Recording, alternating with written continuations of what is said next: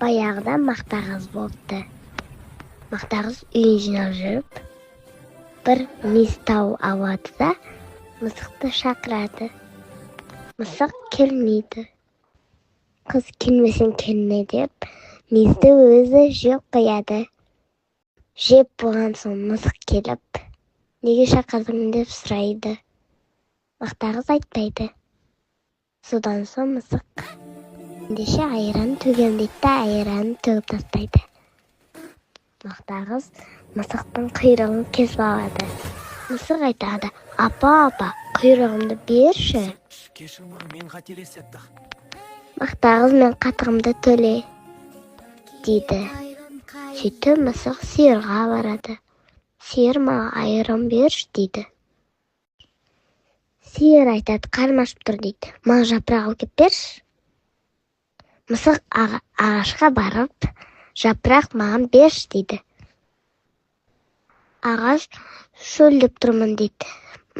Маған су алып кеп берсең, саған жапырағымды беремін, дейді. Мысық суға бара жатса, суға келіп жатқан қыздарды көреді. Қыздар, маған су беріңдерші, дейді. Қыздар оған: сен бізге сағыз алып кеп берсең, біз саған суды береміз, дейді. Мысық дүкенге барады. Ей, дүкенші, маған сағыз берші. Дүкенші: маған жұмыртқа бер, дейді. Мысық тауыққа барып: тауық, маған жұмыртқа берші, дейді. Тауық: бізге дәм алып кеп берсең, біз саған жұмыртқа береміз, дейді. Мысық енді не істеймін деп тұрса, тышқанды көреді. Тышқаннан дәм сұрайды. Тышқан оған бір уыс дәм береді. Сөйтіп мысық алып тауыққа береді. Тауық оған жұмыртқа береді. Жұмыртқаны апарып дүкеншіге береді, дүкенші оған сағыз береді.